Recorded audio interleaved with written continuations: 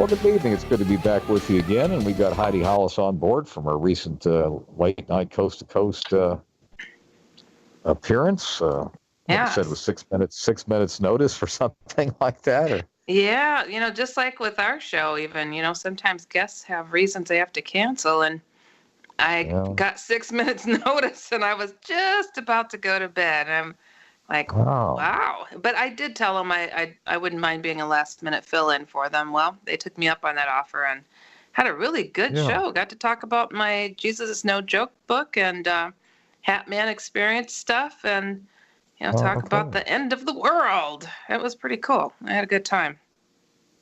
Well, I'm glad you did. Of course, since our last show, we had the Las Vegas shooting, and that's all they're talking about these days. Yeah, horrible. Prayers to the people that were affected by that. And the world is affected by it, but the people that were right there, I mean, I cannot imagine. Terrible. Well, there is some suspicion in the conspiracy circles that he had other help, but I don't think so. They'd have found out about that by now. Yeah, I think they would have. But I will say this, though. This guy, I don't know, for an amateur, he sure was pretty efficient, knocking off, 60 people and wounding 500. I mean... They said he'd been collecting guns for 20 years. Oh, I didn't know that. I didn't hear that part. Yeah. But I mean, it's weird. He could get all those many guns in this very advanced and sophisticated hotel, though. Truly. I mean, I know I'm a conservative, but even I have to admit that's absurd. I mean, look, I believe in personal defense weapon, like like a Glock or something, right? Right. But the idea of having, semi-automatic or automatic weapons. Semi-automatic weapons is one thing, but with a few adjustments, they can make it fully automatic, and I don't think that's necessary. No, I don't.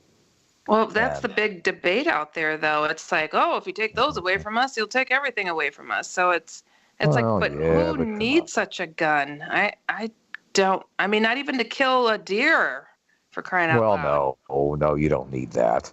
It's absurd, and realistically, I think that's out of line. But I mean, even I would. But I mean, a Glock for home defense, yeah, pistol 9mm Glock, whatever. Yeah. But not something like that, and not in the amount this idiot was buying. I mean, he must have had, they said 1,000 rounds. He must have had a lot more than 1,000 rounds to knock off 500 injuries. Crazy. I mean, in other words, I believe in people having guns, but not this kind of thing. I mean, I don't believe you should have a rocket launcher either, I mean, come on. I'm surprised he didn't do that. He was planning everything else. Yeah, what's weird, though? He was fairly affluent, as they had a little show on him locally.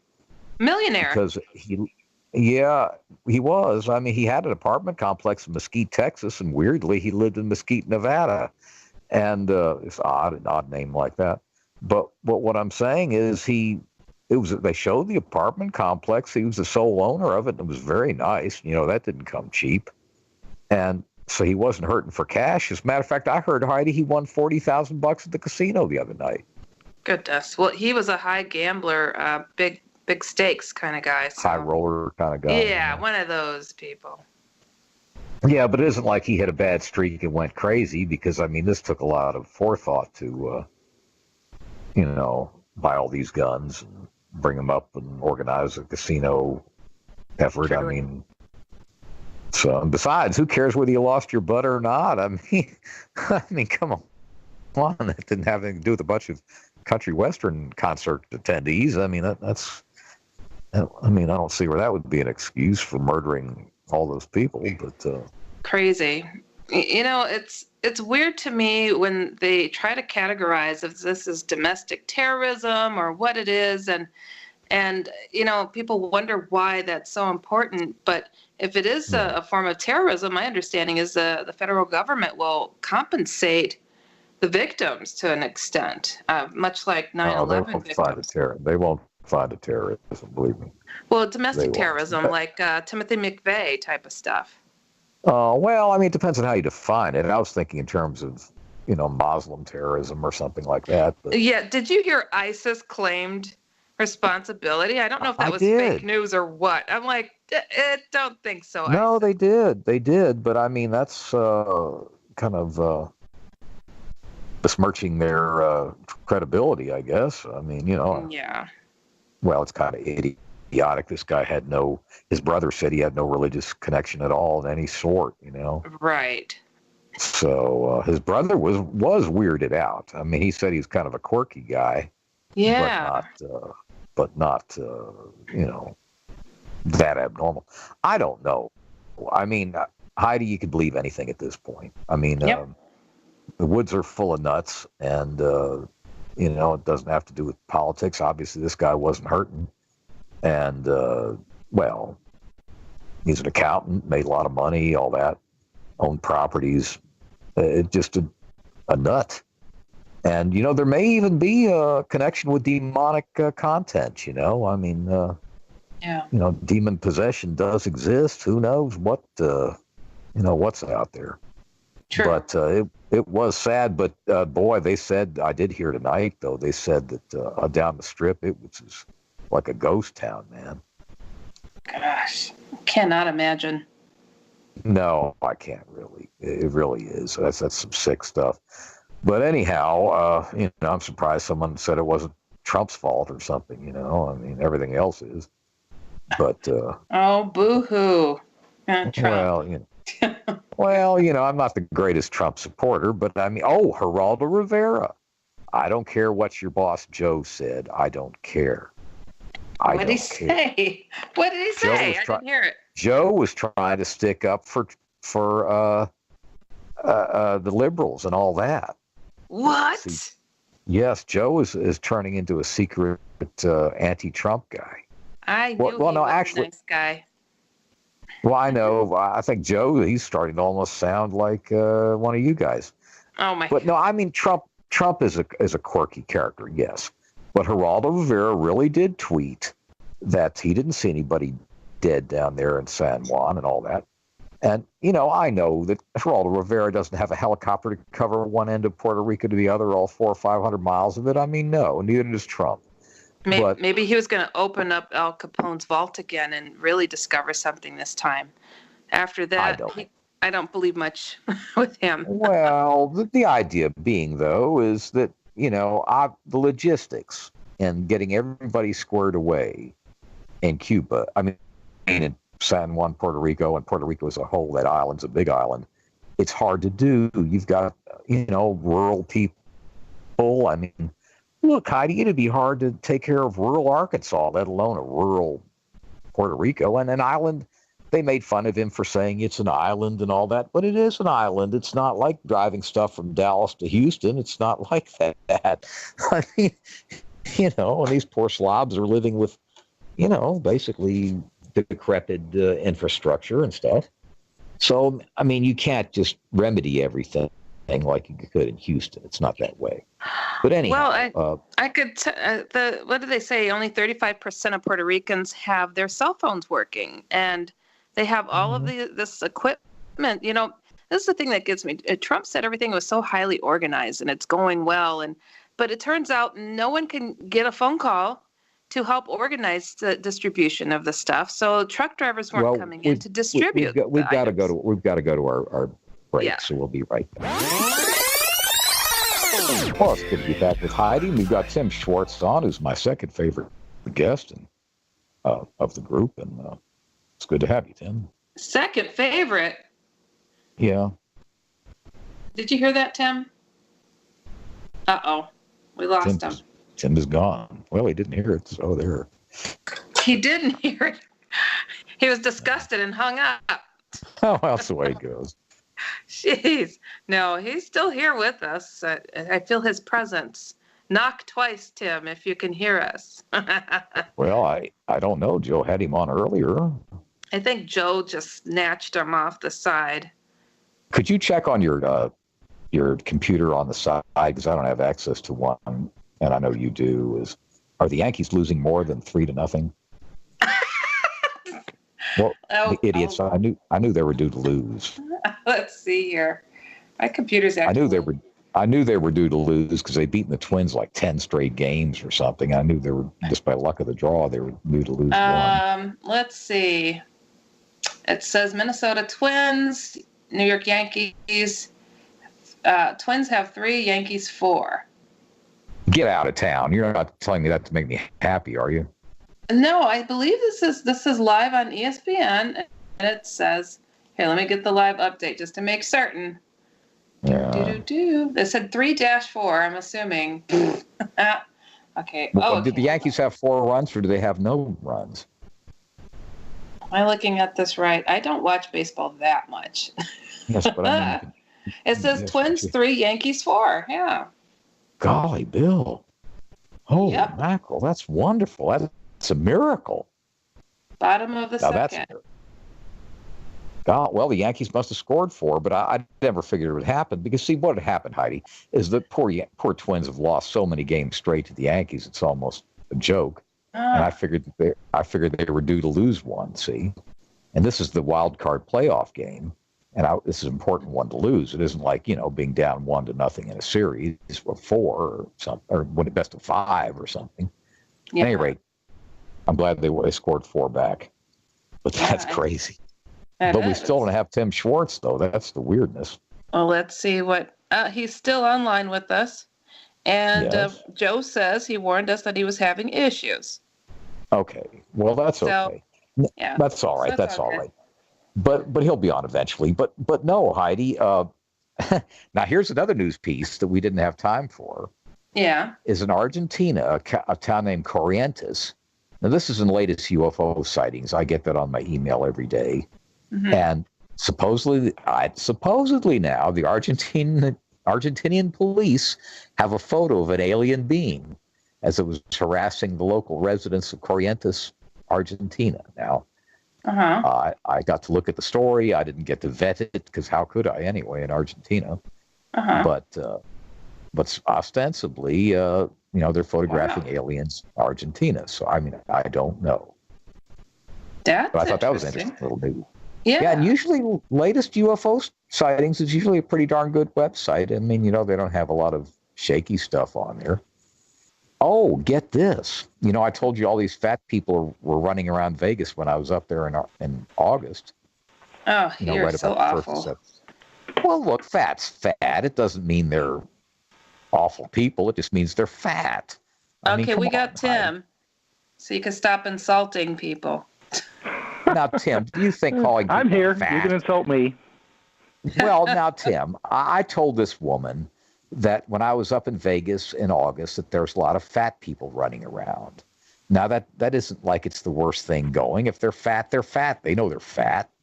I mean, waddle around like a walrus, you're fat. That's all there is to it. You sound like a cousin of Trump talking like that. Well, maybe I'm a realist, but I mean, I was going to bring up but Tim, I was up there. It was like a bunch of whales walking around the street. And I go up there every year, for 12 years straight. And there was just an uncommon number of fat people up there. And there was a news piece that came out that the number of obesity-related cancers is gigantically on the rise in the U.S. And I was going to relate the two stories. Well, we had trouble getting you on the air, but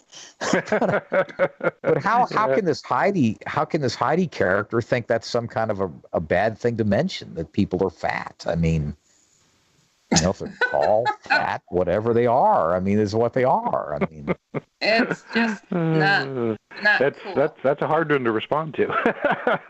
Because Tim understands why I think that's not quite cool. Don't be intimidated by this little squirt. I mean, what's she going to do? Bite you through the phone? I mean, no. Heidi doesn't intimidate me. No offense, Heidi, but I don't know. I guess maybe it was the way that I was brought up, that you just you don't go and insult people even if they have obvious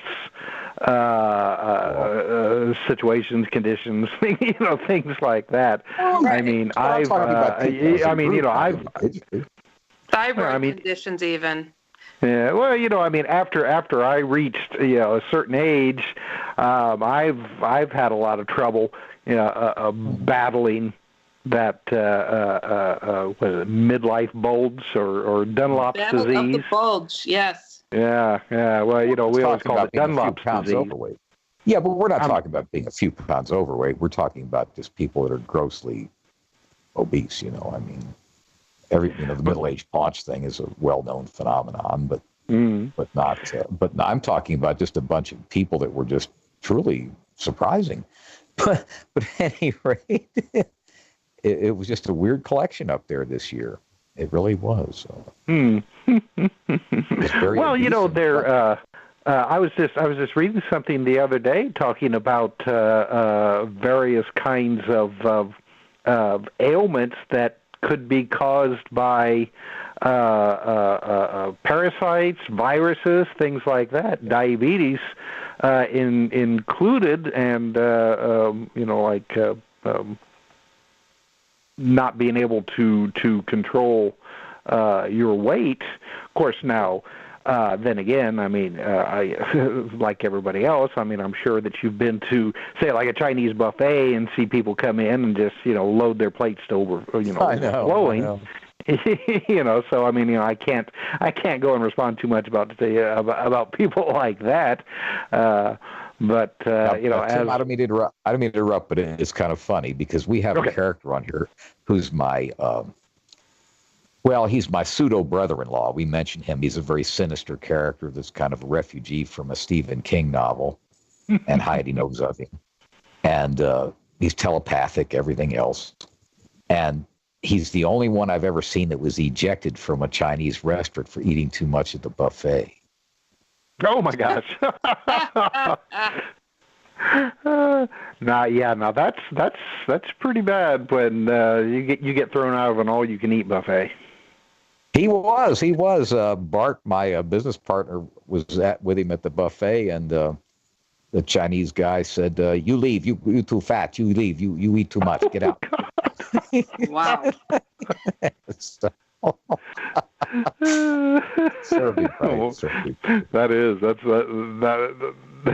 the only way you can put that is wow. Oh, that would be weird. They say they saw their profit margin dwindling fast. Well, this guy could eat two double hamburgers at the Whataburger, and that is pretty good going. Oh my gosh! and eat a dozen donuts at one time. So I mean, that's pretty serious. Boy, that is. But anyway, if you go and you look at what are supposed to be, like healthy proportions for a meal for an average adult, compared to, say, like a restaurant, where you get just like, a normal meal, you'll be served probably double, if not triple, in a lot of places, what's considered a healthy proportion. So, it's no wonder that a lot of people just, way overeat and not even realize that they're doing it. Yeah, it is. But, since I've gone vegan, I don't really like to eat. I mean, it's hard for me to keep weight on now. Really. Well, I have to hand it to you. I mean, to be able to go, vegan like that, I mean, I probably should myself, but I'm too much of a carnivore. It's. No, but it just I don't want to hurt little animals, and I've gotten sold on that, and it's just I just don't have much appetite anymore. Really, I have to. Oh, lucky you. Well, I have to eat like these protein bars to keep going. I understand. I have to ask Tim, what is new in the conspiracy world, since that's what you're here for? Because we'll talk about his crazy eating habits and his crazy brother-in-law forever. So I have to know what on earth is going on. Did you check out the Marian apparition in Bavaria? Yes, I did. Yes, I did check. I did check that out, and it's very interesting.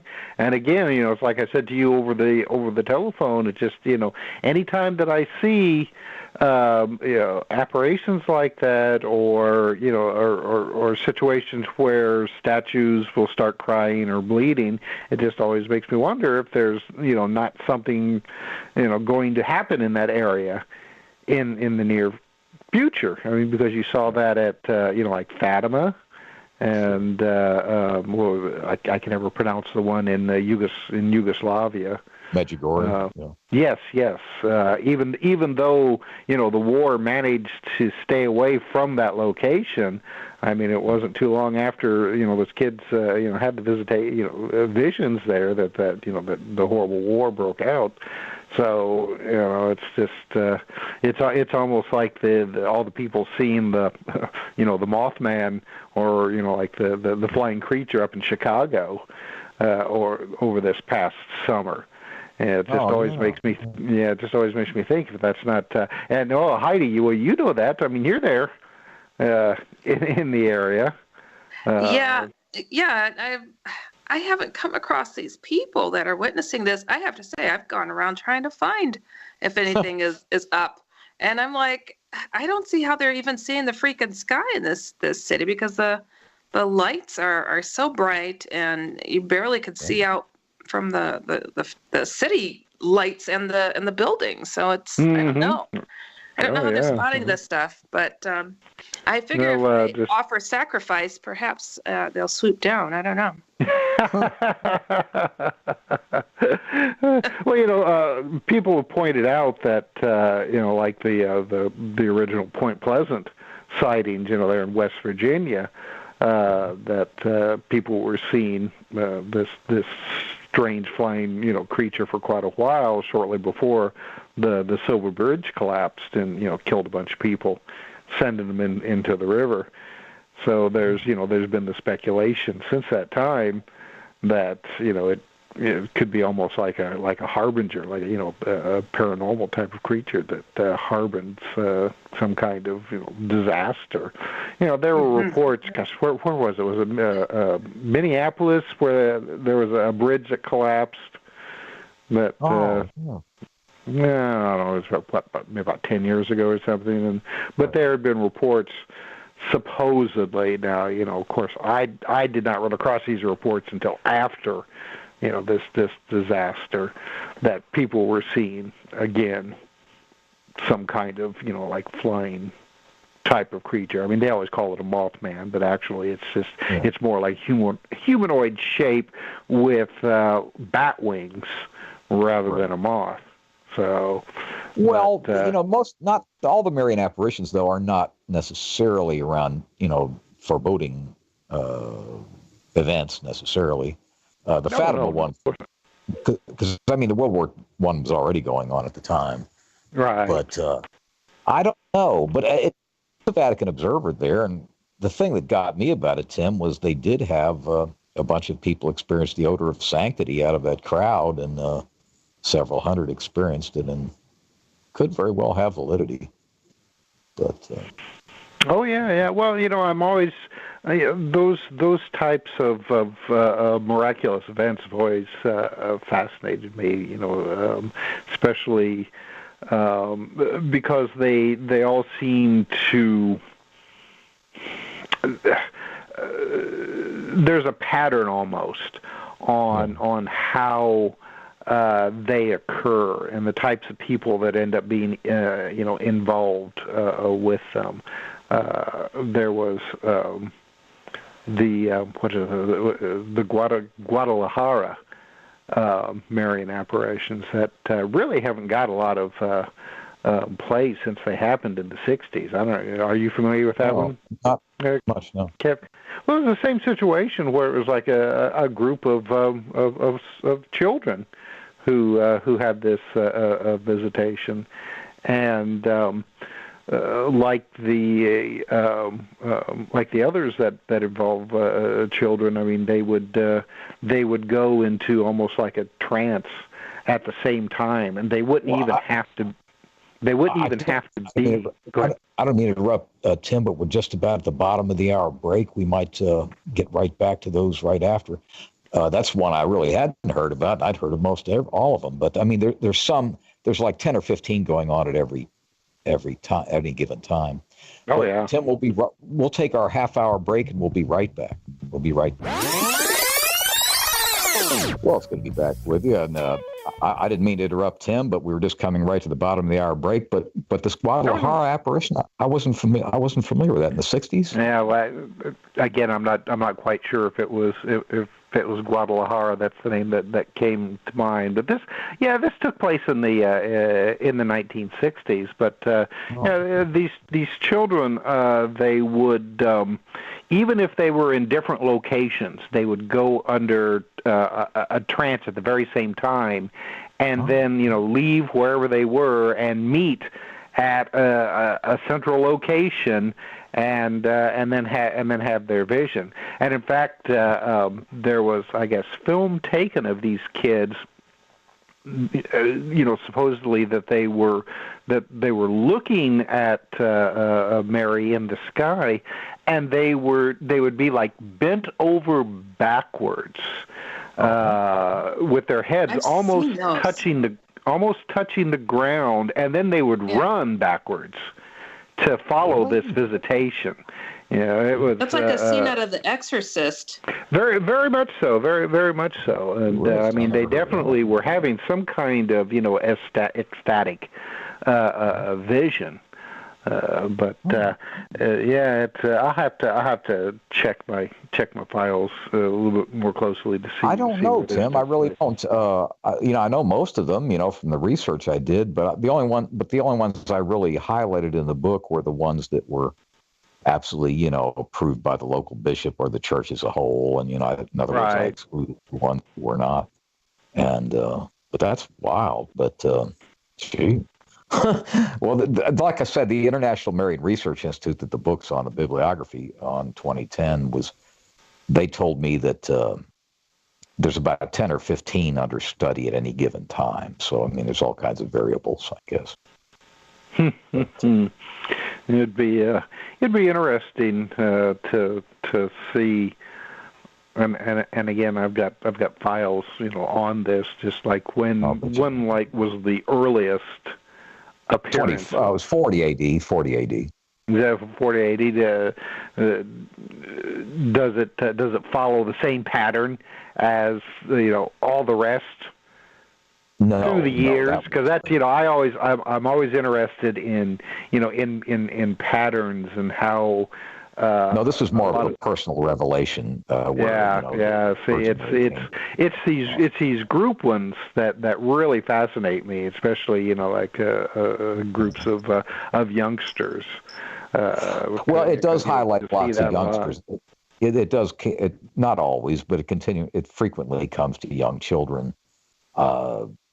Where she appears, and but not always. I mean, like Juan Diego was the seer, if you will, and that was at the Guadalupe, Virgin Guadalupe in 15. Right. But I mean, he was an older guy. But I mean, frequently the frequent experiences with its young people, yes. Well, there was one, and it wasn't just a Marian apparition. It was in Scotland, I think, in the middle to late 1800s, where this entire village saw what looked to be almost like a three-dimensional tableau, or how you pronounce it, in front of this church. And in fact, people at first thought that it was some kind of reenactment that was taking place that nobody learned about. Ireland. That was not Ireland. Was it Ireland? Okay, yeah. See, that one to me was really fascinating because I mean there wasn't any kind of messages left or anything like that. It was just these really bizarre scene being played out, almost like it was like a hologram, what we'd call a hologram now. Right. Yeah, I remember that. That's actually a church-approved one, actually. Mm-hmm. I got to tell you guys, I read something a long time ago before, internet was really popular, which wasn't that long, really. I read a magazine article, and I can never find this story again.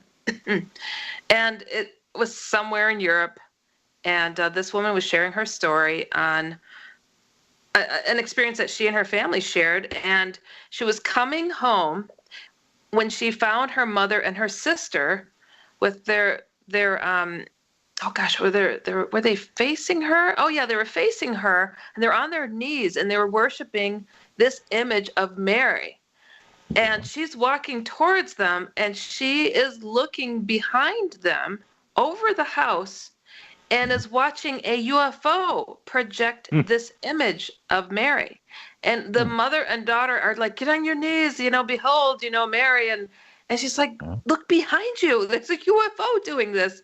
And they never turned their attention to it. And she was always highly disappointed. And it was a great topic of debate between her and her family, because she's like, it wasn't Mary, it was a UFO, but you wouldn't turn, you didn't believe me, and so it was an interesting story, and I've looked for it for all these years, and I could never find it. It just never got transcribed. I don't know anything about that one. Yeah, I don't know anything about that, but there have been some, though, Heidi, the church has rejected, and some or if there's something spurious about it, they kind of reject it. But for the most part, there's not a bunch of UFO activity. It's just Mary appearing in person. Well, but it's a story of for sure of how sometimes these things could be deceitful, and they can't be. They can't be. There's been some satanic deceptions. Truly, yes. But for the most part, it's most of them, from what the International Marian Research Institute's told me, are for personal revelation, and that's where I haven't had one. But I mean, if Mary would come and see me or some other individual or something like that, I mean, most of it is just one-on-one stuff. It's not, the ones for public revelation like Zaytun or others, Batania to a certain extent, were for public view, but most of them are for personal revelation. Well, Heidi, that's a fascinating story. I'm going to have to look and see if I can find that one myself. You have to get in touch with me about it. Oh yeah. It reminds me there was a case in South America where this guy was kidnapped by creatures from a UFO.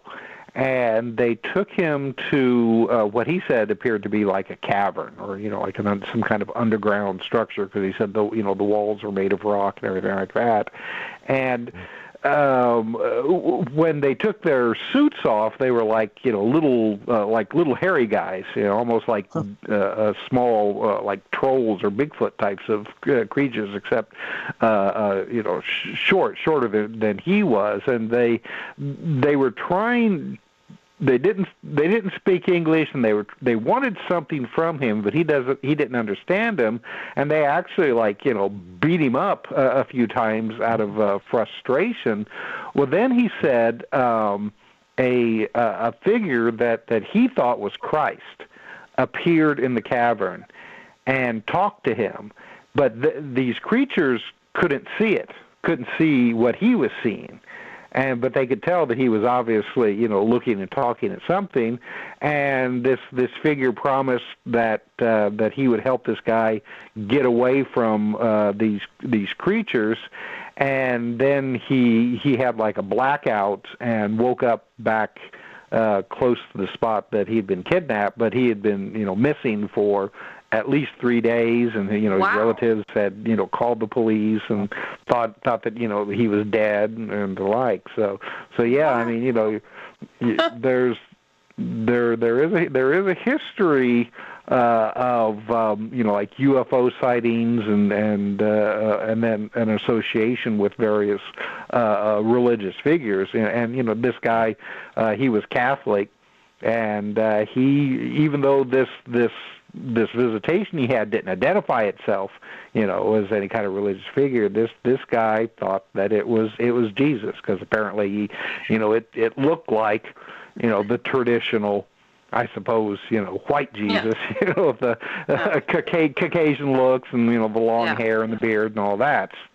What I think, honestly, like, I was probably one of the first researchers, authors that went out there and told people, if you're being met with negative alien beings, to use the name of Jesus to repel them, and it works.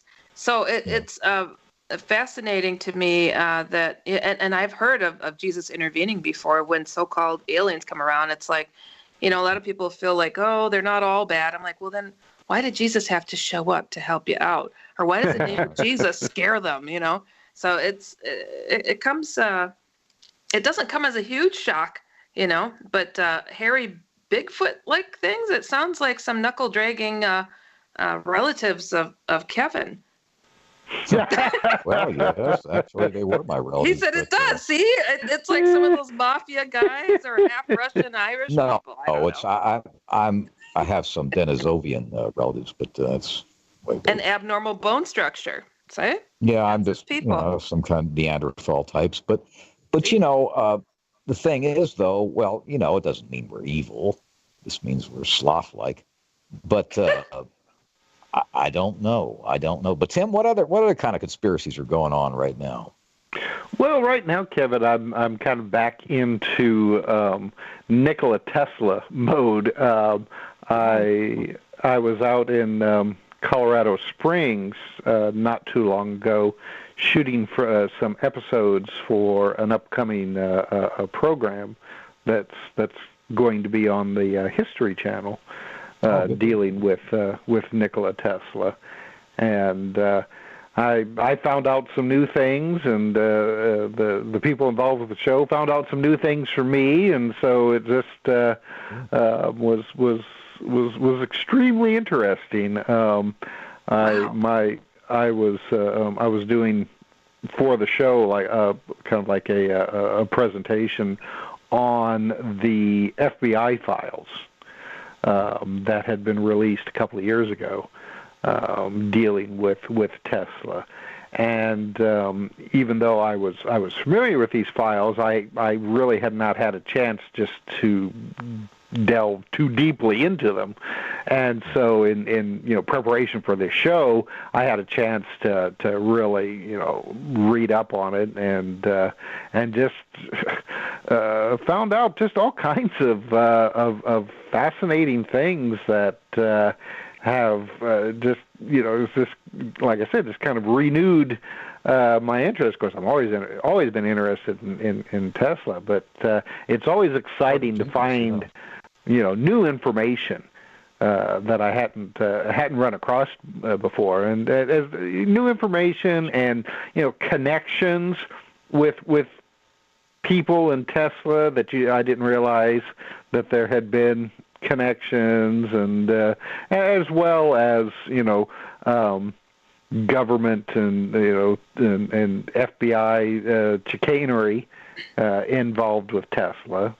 So, like what kind of chicanery? I mean, what did they do? Well, one of the main things is that the FBI documents that were released. Now, according to the FBI, naturally, this was everything that they had. Yet they begin in 1940 with one page that said that somebody had notified the FBI that they were worried that foreign agents were going to try to either kidnap Tesla or steal his notes and papers and anything that they could get their hands onto. And then it wasn't until 1943, when Tesla passed away, that there was additional documents in the FBI files. Now then, if you know the FBI, they kept tabs on everybody. Yeah. Everybody. And you can't tell me that all the stuff that Tesla had been involved with over the years, that it wasn't until 1940 that the FBI had something on him. No. So that's just that's the first thing that I noticed, and it's just like all the, and especially in the 1920s and 30s, especially the mid 30s until right up to the time that he died. Tesla was talking about his death beam, his particle beam weapon. Oh, that. First he tried to convince the United States that, this could be easily built and it would give them, quite a superiority. Well, nobody was interested, or at least that's what they told him. And so he petitioned other governments, including Yugoslavia, his home country. And I would think that the FBI would have been very keenly interested in Tesla doing all this stuff, and apparently they were. So what happened to the papers, the files on this interest? Tesla passed away in a hotel in New York called the New Yorker, and he'd lived there for probably about 10 years before he passed away. Well, apparently the FBI had a presence. Basically a permanent presence in that hotel while Tesla lived there. And in fact, J. Edgar Hoover had put out a call to various offices that they needed agents to live there, I suppose, to keep a watch on Tesla, or help him out, or whatever. But none of that material ended up in the officially released FBI files. So I mean, that's just one example of the so-called FBI Tesla connection. Like what happened to all that stuff before 1940 and 1943. I've got a question from the chat room, if you don't mind. I'll share. This comes from Neutron, who asks if you can enlighten us with concerning the story of Tesla receiving a signal from space that caused him to find the Black Knight satellite. You ever hear such a thing? Oh, yes, definitely. Well, those are two stories that I think have gotten two separate stories, actually, that have gotten combined together recently, over the years. Tesla, when he was in Colorado Springs in 1899, he was doing research on whether or not he could tap into thunderstorms and actually use lightning as a power source. Considering how powerful and energetic lightning is, it would be an excellent way to power everything. I mean, talk about free energy. At the time, Tesla had a radio receiver, probably the only one that existed in the world at the time, that he was using to track thunderstorms. He could tell from this receiver where a thunderstorm was, how far away it was from his location, and how far away and how many lightning strikes were going on at the time. Well, one night he started receiving what he described as pulses, and they were definitely not the like the static that you'd get from thunderstorms or from like the radio waves that the sun and other bodies like Jupiter put out. This was a beat of three, almost like a Morse code. It would go like dot dot dot, and then there'd be a pause, dot dot dot, and then a pause. And he was convinced that this was an intelligent signal, that this was coming from outside of planet Earth, probably from an intelligent source. Now, he speculated at the time that it could be coming from Mars or Venus, Mars especially, because Mars was a hot item at that time. I mean, there was a lot of speculation that Mars harbored life. So, I mean, he didn't have any proof that it was coming from Mars, but it was like, hey, well, why not? Now, the Black Knight was a something. The Air Force classified it as a satellite, and it was picked up by radar in the middle to late 1950s. before anybody had really been able to orbit any satellites. And this was a large object. I mean, it was large enough to be picked up by radar in orbit around the planet. I can't remember how large they said it was, but definitely too large to be from Earth. Considering the primitive rockets that we had at the time, and the Air Force and various other agencies, tracked this object for a number of years, and I think my memory I think that it was in a polar orbit as well, which at that time was extremely difficult to obtain. I mean, later, when we did manage to, start shooting rockets up in the air, they could never really achieve a polar orbit. So this was something that was orbiting the planet in an eccentric orbit that did not appear to be of human origin. Speculation at the time was that maybe it was like an asteroid that had gotten caught up, in the gravitational field of the Earth. But considering the orbit that it had, this polar orbit, that seemed to be pretty unlikely. There was stories where ham radio operators and just regular radio transmissions, especially in the early days of radio, 20s and 30s, they would get an echo. They would transmit a radio signal, and after a certain period of time, that signal would bounce back to them. And it appeared to have been bouncing off maybe the Black Knight. One scientist actually said that he was able to decipher a message that was hidden within some of these return echoes. Oh. There was like an automatic transmission that indicated that whatever this thing was, it had come from the booties. Star system or constellation, and I'm just summarizing this from the best of my memory. When you said booties, I was going to remind you this is a family show. I'm just Epsilon booties, BOOTES. Okay, we're just cleaning up the language. That's all.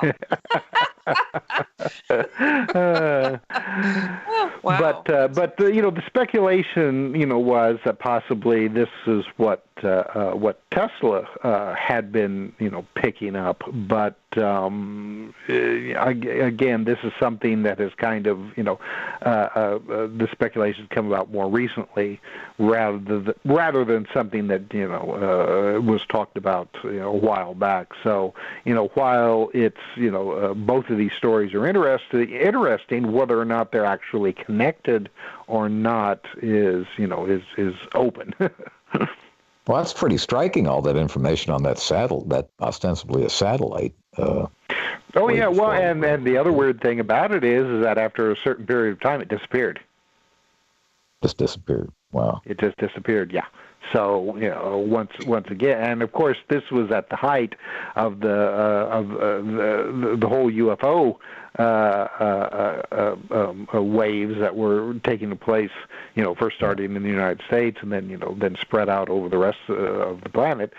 So then all of a sudden, here, ground-based radar is showing some kind of weird, extremely large object in orbit around the planet.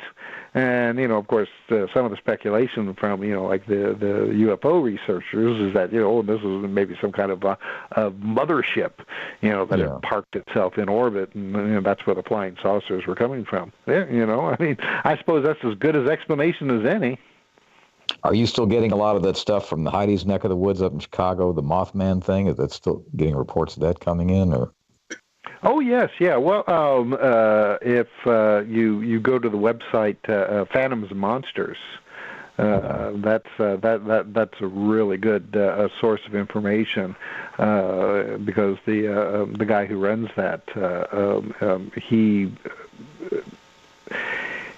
he he's kind of made it his baby right now, and so people are well aware of his site and will, call in and report sightings, directly to him. It seems like every couple of days, you'll get a new sighting. I mean, people have actually been seeing them now, like walking on the ground. People, they'll turn a corner and it'll be there facing them before it flies away. But Heidi, you haven't heard any much on it lately yourself? Or? I have not, and I think I keep my eyes and ears peeled for such things, and I belong to a meetup group here that discusses everything odd, and I don't know. I'm like, is this like a promotional thing for a movie? Because I'm not seeing these people or hearing these stories. I just don't know. Right. I mean, I'm right here, so people reach out if you're experiencing something. I will literally go out there and I'll get my fishing reel ready. Gee whiz, I'll be darned. Well, listen, we're just about coming to the top of the hour break, but hell, Heidi, I thought you'd hear about that. Well, let's take our break, and we'll be right back. We'll be right back. Well, it's good to be back with Tim, and he's the source. I didn't mention earlier, guys, but he has like 300-odd stringers all over the world that send him stories about all kinds of exotic things. And if you don't get Conspiracy Journal, you need to do it right away. You just go to conspiracyjournal.com. That is right, Tim. It's conspiracyjournal.com. That's correct, yes. And subscribe to it, and it comes right in your email every Sunday. And it's the best thing going. He's got all kinds of stories from all kinds of sources all over the world, and it comes right to your email. And it's really just a great thing you can get free, because you can't get anything good free for the most part. And I mean, Tim, I look forward to it every Sunday. I really do. It's cool stuff. Thank you. I mean, I've got a lot of people who. Same way that, something happens, I get sick and I'm not able to, get it out. Boy, I mean, I hear from these people, I didn't get my issue. What happened?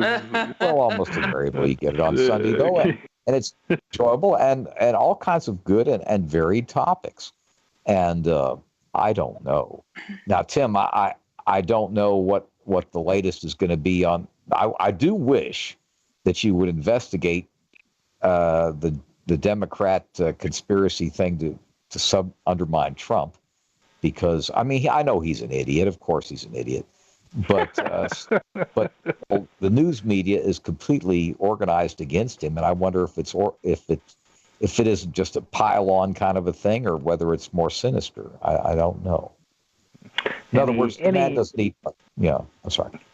No. I was just going to say anymore. I just get so sick of politics.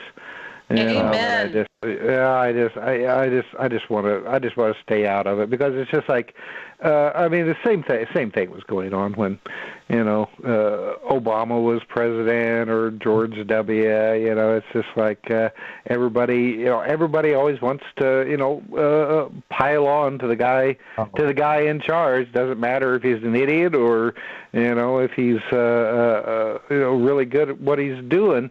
It's just like Trump can shoot himself in his own foot every day. I mean, he's just. Well, I mean, we love to put people up on pedestals, so then we can try to knock them down as quickly as we can. That's a bizarre thing about human nature. It is. It is. I mean, we talk these people up and we get them up there, and it's like, oh my gosh, he's so great. Now let's throw rocks at him.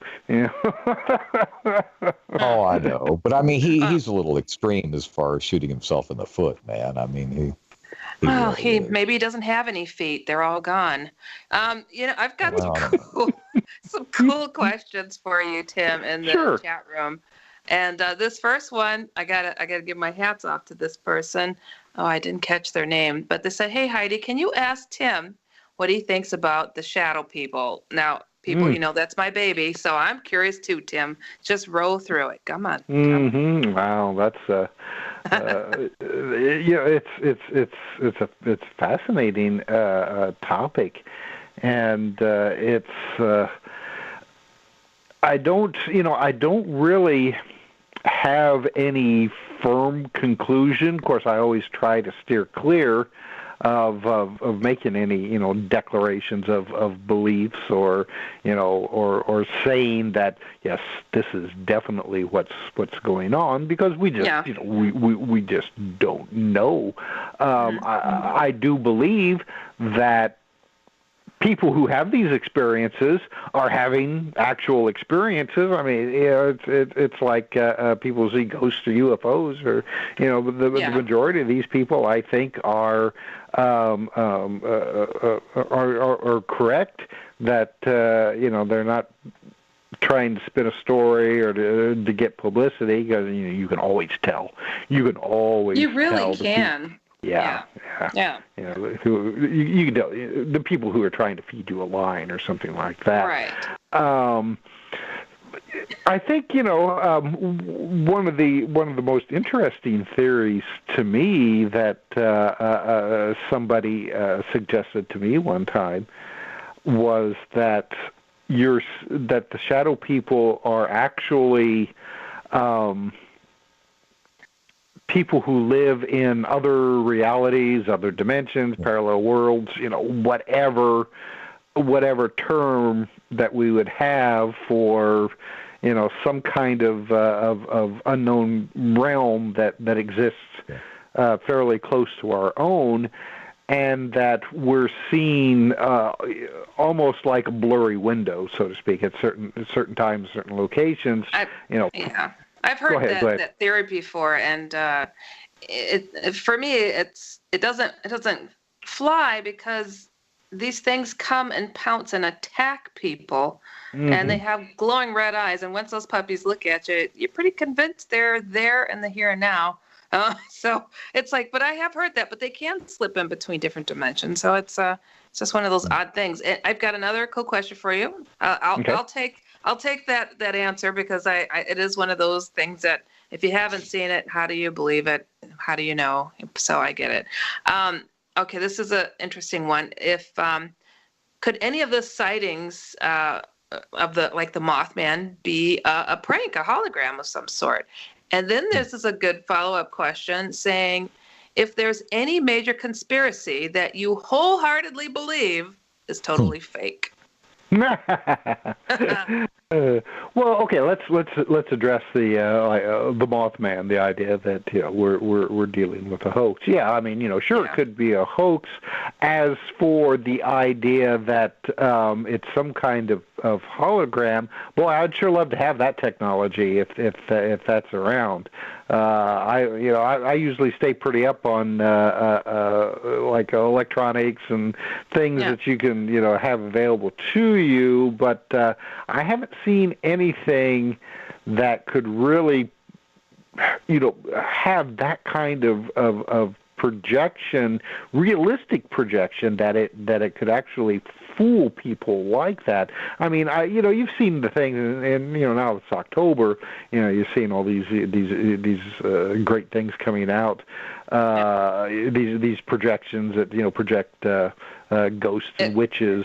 If somebody projects Pennywise, I'm out. That's the clown for me. I am so gone. But, just to bring up Kennedy, I don't know if this is a conspiracy or a rumor, but I thought that Kennedy had, it was on the table to imitate coming of the Lord to Cuba to kind of scare them into submission, to make them think that, to use a hologram. You heard that, right? I guess I've heard it. Yeah. Well, it wasn't a hologram. Something. Oh, it wasn't a hologram. What was it? No, what the idea that they had is that basically it would just be like projecting almost a movie onto low-lying clouds, say like over Havana. You'd have to get the right weather conditions where the clouds were low enough over the city, and then using say like a very high-powered projector. Do that, but I don't. It's again. It was an idea, but I don't know if anybody had actually managed to try it out. But now you're talking about something that was proposed in the 1960s. Yeah. I would think that now the military probably has the ability to do something like that, a lot more sophisticated, and probably using what we would call, holographic technology. Like the aid to Puerto Rico. I'm just kidding. That was so bad.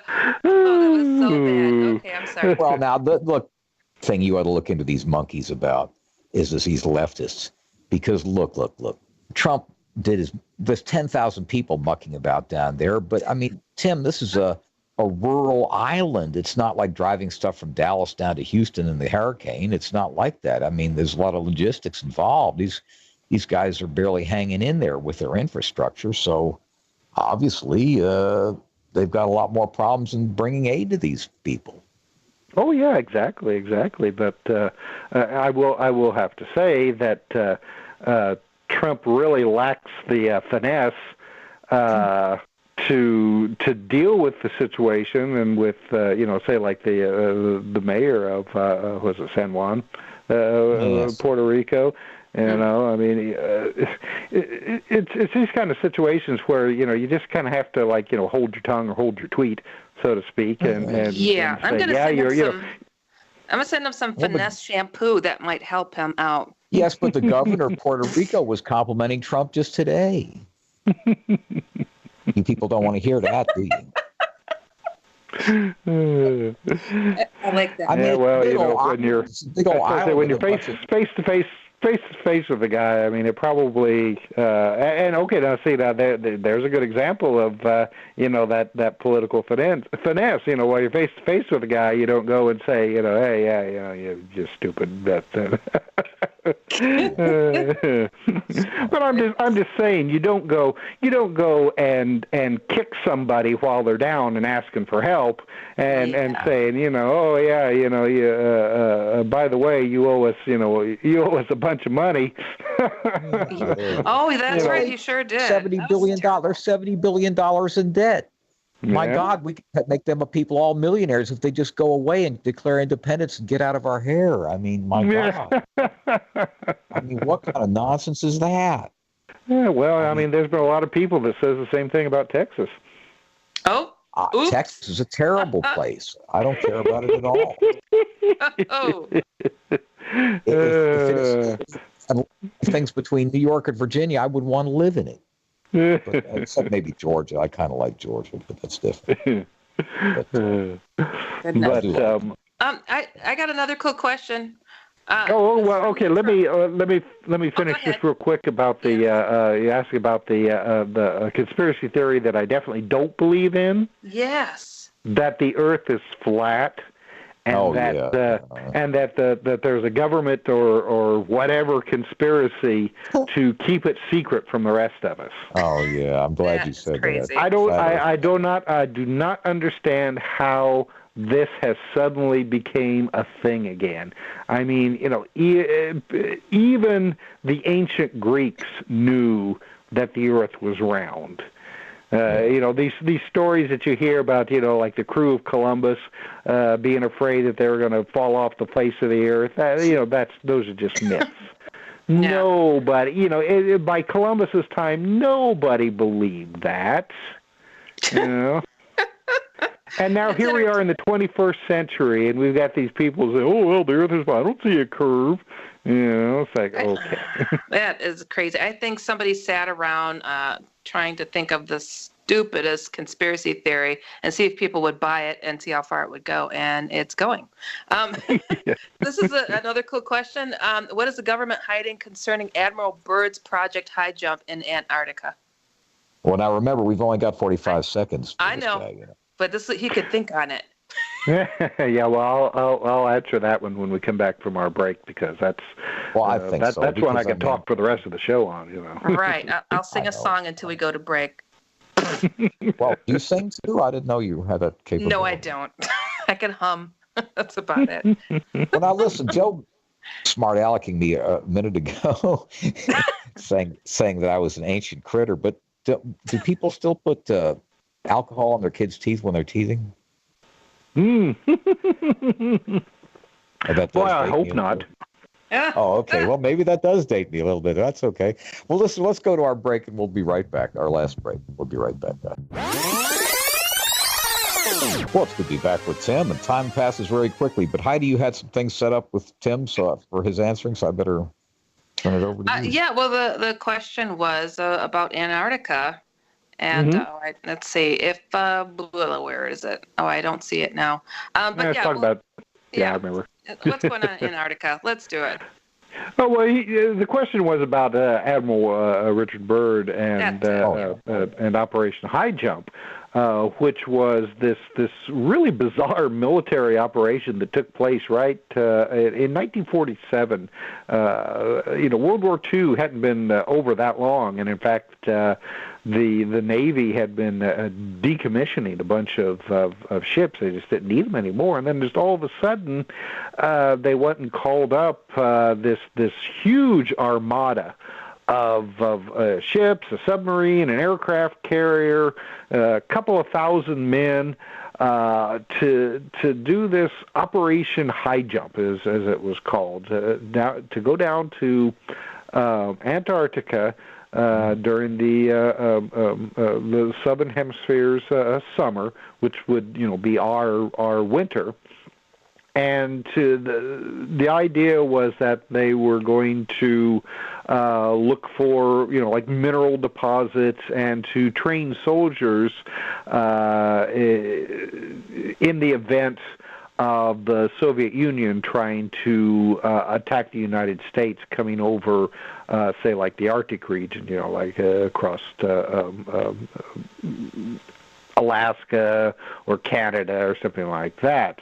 Now, of course, the first question about that explanation comes to mind is like, well, why didn't they just go and train up in Alaska and then, Canada and the Yukon a lot closer, and you didn't have to spend, a bunch of money to send these ships down to Antarctica. Sure. So they go down to Antarctica, like I said, just, hundreds of ships, thousands of men. They're supposed to be down there for at least 4 to 6 months, and they ended up turning around, coming back after about 6 weeks. The explanation being that all of a sudden the weather got really, really bad, and they needed to turn around and come back. Now, when Byrd came back, he actually gave a secret talk to Congress afterwards, and it was reported that he told them that it was his fear that the United States was going to be attacked by, as he put it, missiles flying over the poles. And I don't think it's a coincidence that just a few months later, you started seeing the whole modern-day UFO era start in June of 1947, just a couple months after Operation High Jump. Kenneth Arnold started seeing or saw UFOs flying around Mount Rainier in Washington. So there's been all kinds of different speculations. One of the most favorite is that there was a secret Nazi base in Antarctica. We do know that the Nazis were very interested in establishing a base in Antarctica, and in fact, submarines from Nazi Germany that gave themselves up in Argentina at the end of the war, the captains actually claimed that that they had stopped in Antarctica to let off personnel and equipment there.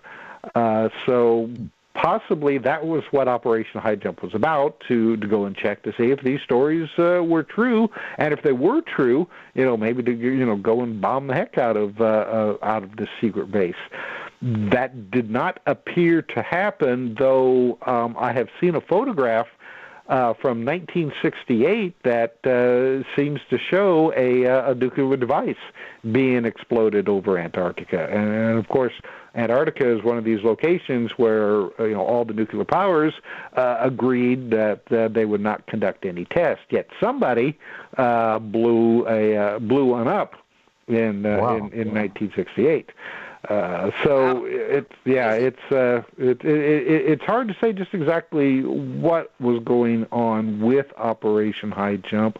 The Nazi base is a favorite of mine, but I don't think it was quite as extensive, possibly as the rumors said it was. I think actually everything of real importance was going on in South America, Argentina, Venezuela, places like that, not Venezuela, places like that. There probably was a base in Antarctica, but you're talking about it would be extremely difficult to maintain something like that for any period of time. Sure. Yeah, because it would require constant refueling and constant bringing in food and other types of supplies. And if the Nazi regime had been destroyed, which it had been, where are you going to get this stuff from?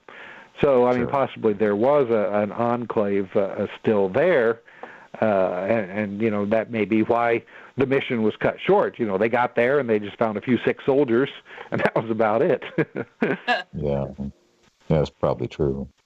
That is interesting, though. That is interesting stuff about the nuclear explosion down there. Who would do it? Who would knock it off? And yeah, it is. I mean, it's the picture that I saw, and I've got it in my files here somewhere. I mean, it's obviously a mushroom cloud of some kind. Of course, that doesn't necessarily mean it was a nuke, but in 1968 there weren't a lot of other explosive devices that would produce such an extensive mushroom cloud. What's coming up other than this? What's coming up on the horizon on Conspiracy Journal? Got any good tips you could give us? No, well, it's every week. It's always something different. I'm working on an article. We talking about the Nazis here. Working on an article for a new book for Tim Beckley, just talking about the weird expeditions that Hitler and Nazi Germany were conducting during their time, searching for the Hollow Earth from Tibet and places like that, or searching for holy relics. That was another. Well, they sure thing had a fascination with those, didn't they? They sure had a fascination for holy relics. The lance that's thrown into the side of Christ, and right. Well, see, there's this whole occult connection. The Nazis were extremely fascinated, with the occult, and who knows? I mean, if you believe in Satan and demons and things like that, it's like maybe they were trying to get in touch, with the Dark Lord. I mean, if you don't believe in that, and then maybe they were just interested in paranormal power and trying to achieve it. Well, now Hitler was very much. He was reported to have been demon possessed at different times, and to have sensed demonic entities around him. I mean, that's pretty well reputed by the people that were around him. Not surprising. Well, I mean, Hitler obviously was pretty far gone. But no, I do urge everybody out there to go to conspiracyjournal.com and get signed up. It's a great subscription to have. It's free, which, what's free anymore? And that's true. It's high-level stuff. It's intriguing. I look forward to it every Sunday, and if you don't, you're missing the boat. You really are. Tim, how's the radio show going? You still on with KCOR up there in Vegas, or? Yes. Exploring the Bizarre, Thursday nights at 10 p.m. Eastern Time on the KCOR Digital Radio Network. Myself and Tim Beckley, we always have a lot of fun and have lots and lots of fascinating guests every week. Well, that sounds great. If folks don't follow up with that, they're just missing the boat, making a mistake. Well, Tim, listen, it's been great having you. I look forward to you on every time, and I'm sure you don't ever disappoint. You sure don't. Yeah. Thanks for joining us. This is fun. Yeah. Well, thanks, Kevin, Holly. I appreciate you having me on, and anytime you want me back, I'm always ready to do it. Well, Awesome. I do appreciate that. Well, listen, you have a good evening, and we'll say a few things about the upcoming guests, and we'll sail off into the blue here. Yep. All right, guys. Take care. Take care. Good night. Well, I mean, that was a pretty good show as usual. I mean, Tim is always a repository of good information, and oh yeah, that was pretty interesting. That's pretty interesting about the old Nazis. Well, there was definitely an occult connection with the Nazis. There really was, and Yeah. We'll talk about that some other time. But now we've got Doug Giles coming on next week, and he's a conservative guest, and we've got Weird Florida coming on after that. So I have to play sick next week. Oh, that's okay. That's okay. Just kidding. I can handle it. But I think you'll like the Weird Florida thing, though. That's really Florida is very weird. I mean, they have all kinds of stories, like the two lesbians are beating each other over the head and arrested by the police for beating each other over the head with dildos. And I mean, the Tampa Tribune has got a Weird Florida section almost every week. So it's just a lot of strange stuff happens down there, Heidi. It just really does, and always has. Really. Anyhow, we better steal off into the night, I guess. Sounds good. All right. Good night, everybody. Good night, guys.